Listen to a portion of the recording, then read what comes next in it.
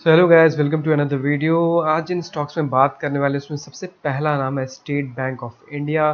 देखो, इसका हमने चार्ट इसलिए लिया है क्योंकि देखो आपको समझना पड़ेगा कि ब्रेकआउट ट्रेडिंग काम कैसे करती है।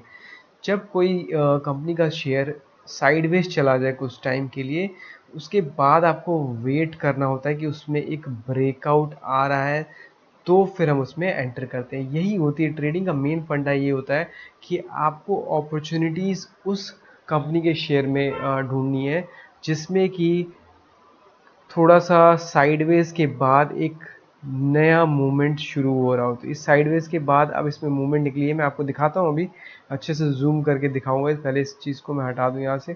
तो देखो, इसमें क्या है ना कि इस चार्ट को अगर आप ध्यान से देखोगे तो काफ़ी टाइम से ये साइडवेज था। मतलब अप्रैल जब एंड होने के बाद मई से फिर आप देखो पूरा एक साइडवेज, कोई मूवमेंट नहीं। और स्टेट बैंक एक ऐसा है जो काफ़ी मतलब ट्रेडेबल है और काफ़ी इसमें आपको वॉल्यूम मिल जाती है, बहुत ज़्यादा ट्रेड किया जाता है इसको। इसमें एक अच्छा ब्रेकआउट आना मतलब कि इसका सस्टेन कर सकते हैं, क्योंकि आप देखो कितना अच्छा इसमें एक कैंडल बना है। जो लास्ट कैंडल आप देखोगे तो आपको दिखाई देगा कितना बढ़िया मैसिव ब्रेकआउट आया है। तो इस कैंडल को आपको देखना होता है, जैसे यहाँ पर देखो इस तरीके का बड़ा ब्रेकआउट होना चाहिए, पिन नहीं होना चाहिए। इसमें देखो यहाँ पर पिन बनी हुई है ना, जिस तरीके से ये पिन है, ये पिन है, उस तरीके की पिन नहीं होनी चाहिए ब्रेकआउट पे। तो यहाँ पर क्या होता है ना, जब इस तरीके का क्लोजिंग होती है तो इसमें हमें एंटर करना होता है। जो डे लो है उसको आप स्टॉप लॉस लगा सकते हो, या फिर जो swing low, last swing low है उसके नीचे आप स्टॉप लॉस लगा सकते हो 750। और यहाँ पे तो डे लो के नीचे स्टॉप लॉस लगाता हूँ।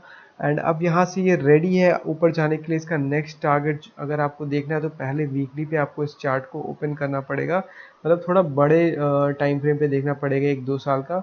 तो अगर आप देखोगे लॉन्गर टाइम फ्रेम पे तो ये ऑलरेडी पॉजिटिव में चल रहा है, लेकिन इसका जो नेक्स्ट टारगेट है वो पहला है 874 और उसके बाद है 900 का। तो धीरे धीरे जाएगा। जैसे क्या होता है ना, कोई भी जो कंपनी का शेयर है ना, वो कभी भी एक सीधी डायरेक्शन में नहीं चलता। थोड़ा सा उसमें प्रॉफिट बुकिंग आती है, फिर बाइंग आती है, फिर प्रॉफिट बुकिंग आती है, इस तरीके से चलता है। तो आपको अपने स्टॉप लॉसेस को इस तरीके से रेज करते जाना होता है। सो बेसिकली आपको वीकली टाइम फ्रेम, जैसे यहाँ पे आप देखोगे 1 वीक का टाइम फ्रेम है, तो उस पर आपको दिख जाएगा कि 900 इसका लाइफ हाई है, और उसके बाद 875 का ये हाई लगाया था। एंड उसके बाद फिर चला गया था ये एक रेंज में, जो कि आपको मैंने अभी दिखाया है छोटे टाइम फ्रेम पे। अगर आप देखोगे 1 डे पे, मतलब एक एक जो कैंडल है वो एक एक दिन की है।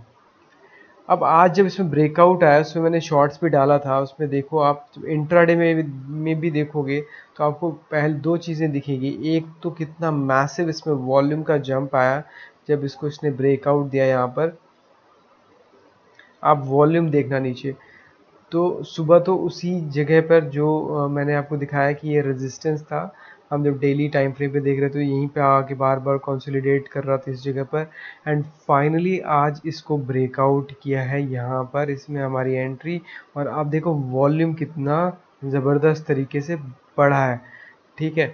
तो ये बहुत ज़रूरी होती है। इसके पीछे आप देखो वॉल्यूम कितना कम था, लेकिन जब इसको ब्रेकआउट दिया, बड़े बड़े कैंडल्स बने, वॉल्यूम देखो कितना शानदार है। ये सब वॉल्यूम ये दिखाता है कि इसमें बहुत तगड़ी बाइंग आई है।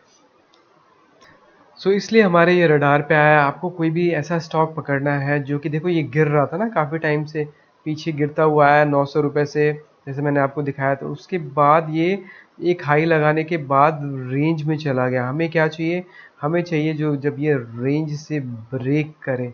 एंड फाइनली यहाँ पर इसने इस रेंज को ब्रेक कर दिया है। तो इसका स्विंग हाई देखो 1, एंड यहाँ पर 2, और यहाँ पर 3, तीन इसके स्विंग हाई थे। अगर इसको आप देख पा रहे होगे तो यहाँ पर देखो एक इसका एक जोन था, फिर यहाँ पर सेकेंड टाइम इसने लगाया, और थर्ड टाइम यहाँ लगाया। फाइनली इतना मैसिव इसका कैंडल बना है, इतना अच्छा ब्रेकआउट दिया है जिसमें आपको। और यहाँ पर क्या है ना, एक और चीज़ बहुत ज़रूरी होती है, जब भी किसी ब्रेकआउट को स्ट्राइक करने जा रहा हो तो जो लो बन रहा है ना वो प्रीवियस लो से ऊपर होना चाहिए। मतलब एक तरीके की सीढ़ी चढ़ रहा हो। जैसे मैं आपको बताता हूँ, मान लो ये ब्रेकआउट का लेवल है, इस पे बार बार मार्केट जाके स्ट्राइक कर रही है, तो एक बार के लिए नीचे आया तो बायर्स उसको कंट्रोल कर ले, ठीक है। फिर नीचे आया तो जब थोड़ा सा नीचे आ रहा है तो पिछले लो को ब्रेक ना करे। तो उससे क्या होगा, जो बायर्स हैं उनका स्टॉप लॉस हिट नहीं होता, तो वो बायर्स ऐड होते जाते हैं और इस तरीके से ऐड होने की वजह से एक पूरा प्रेशर क्रिएट होता है और इस तरीके से फिर ये ब्रेकआउट कर जाता है। इसको बोलते हैं फ्लैग पैटर्न, एक तरीके का फ्लैग बन जाता है या पोल बोलते हैं। ये पोल हो गया और पोल का ये हो गया फ्लैग। तो इस तरीके का पैटर्न बनता है यहाँ पर, आपको ये वही कुछ इस तरीके का देखने को मिल जाएगा। तो ये तो हो गया हमारा पहला एग्जाम्पल। अब चलते हैं सेकेंड एग्जाम्पल पे। सो सेकेंड एग्जाम्पल है सिंजिन का। अगर आप सिंजिन का चार्ट देखोगे ना, तो ये काफ़ी टाइम से गिर रहा था एंड एक डबल टॉप बनाने के बाद इसने गिरना शुरू हुआ था एंड इसमें एक डाउन ट्रेंड शुरू हो गया था। अगर आप यहाँ पर देखोगे पीछे चार्ट में, तो यहाँ पर आपको दिखेगा कि एक बार के लिए इसने हाई लगाया, फिर नीचे आया, फिर थोड़ा सा कोशिश करी ऊपर जाने की, बट क्रैश कर गया और यहाँ पर एक तरीके का डबल टॉप बन गया। डबल टॉप बेसिकली इसी तरीके से बनता है कि दोनों के जो हाइज हैं ऑलमोस्ट सेम होते हैं और इस तरीके का ब्रेक डाउन आता है। और ब्रेक डाउन आया, और जब इस तरीके का ब्रेक डाउन आता है तो एक लॉन्गर बेयर मतलब बेरिश ट्रेंड शुरू हो जाता है, लगातार नए लो बनाना शुरू करता है। यहाँ पर वही हुआ है, लगातार नए लो बना रहा था। तो अब क्या होता है ना, कभी भी गिरते हुए इस तरीके से कोई स्टॉक गिर रहा है तो आप उसको ऐड नहीं करोगे, आपको वेट करना है थोड़ा सा कि वो साइडवेज जाए, गिरना बंद हो 1-2 महीने। क्योंकि आप देखो काफ़ी टाइम से गिर रहा है ना, तो हमें नहीं पता इसकी एंडिंग कहाँ होगी। उसके लिए ज़रूरी है कि एक बेस इसमें फॉर्म हो, और जब इसमें बेस बन जाता है ना, तब आपको इसमें एंटर करना होता है कि ये इस रेंज को ब्रेक करे ऊपर की साइड। तो अभी मैं आपको दिखाऊंगा कि कैसे हुआ है। तो आगे चलते हैं। अब इसमें देखो गिरते गिरते जैसे यहाँ से इसका ब्रेक डाउन आया एंड ब्रेक डाउन के बाद ये गिरना शुरू हुआ, फिर एक हाई लगाया, फिर गिरा, फिर थोड़ा सा ऊपर गया, फिर गिरा एंड फिर फाइनली जाकर ये एक साइडवेज, यहाँ पर आपको दिखेगा कि साइडवेज हो गया। ये देखो अब मई में आपको दिखेगा, मई, जून, जुलाई, मतलब जुलाई के एंड तक, तो 4 महीने तक का इसमें साइडवेज आ गया ना। तो इस तरीके का साइडवेज चाहिए, क्यों? क्योंकि 4 महीने गिरा भी तो है। देखो 2000 दिसंबर से ही ये गिर रहा था, दिसंबर से गिरते गिरते अप्रैल तक आया। तो ये ज़रूरी है समझना कि जितना गिरा है उस तरीके से साइडवेज भी जाए, ठीक है? तो इस तरीके से अगर गिर रहा था तो थोड़े दिन के लिए साइडवेज एंड फिर फाइनल ब्रेकआउट। तो अब इसको जूम करके देखते हैं, इस चार्ट को समझते हैं कि कैसे डबल टॉप और डबल बॉटम, मतलब आपको बॉटम कैसे पकड़ना है। तो अब ये गिर रहा था, देखो कोई भी स्टॉक का ना सिंपल सा तरीका है कि गिरता है जब, तो वो सपोर्ट और रेजिस्टेंस ब्रेक करते हुए जाता है। तो ये उसका बन गया सपोर्ट और रेजिस्टेंस, सेम लाइन होती है। जब नीचे आ जाता है तो वही बन जाता है रेजिस्टेंस।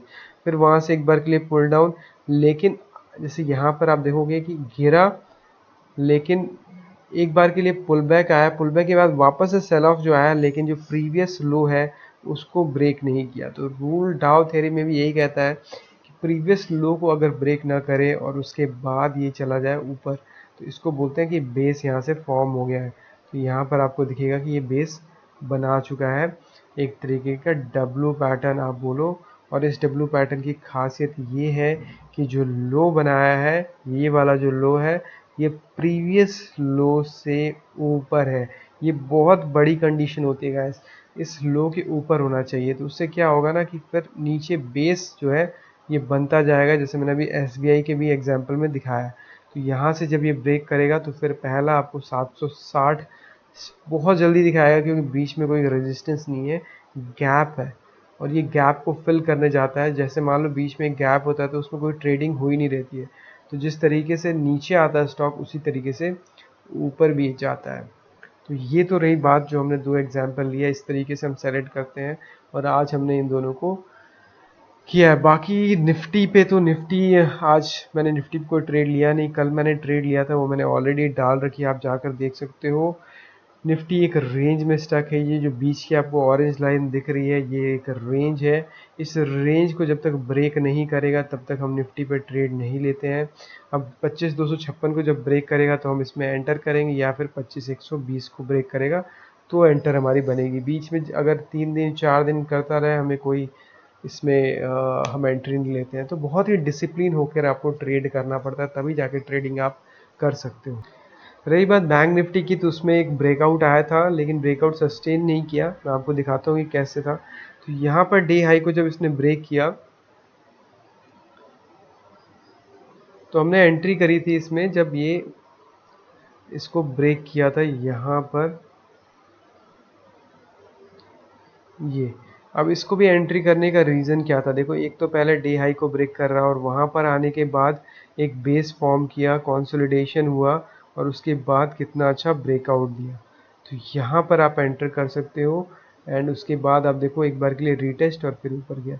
लेकिन ये ज़रूरी है ये भी सर देखना कि पीछे इसकी जो आप पीछे देखोगे ना चार्ट पे, तो रेजिस्टेंस नहीं होना चाहिए। आप देख सकते हो कि पूरा आपको यहाँ पर खाली दिखेगा, लेकिन अगर आप इसको आर्ली चार्ट पे देखोगे ना तो आपको दिख जाएगा कि 57,170 जो ये आपका लेवल है ये क्यों इम्पोर्टेंट है। तो यहाँ पर आपको दिखेगा कि 57,170 से ही इसमें ब्रेकआउट आया था। इसको 15 पे आपको दिखाता हूँ।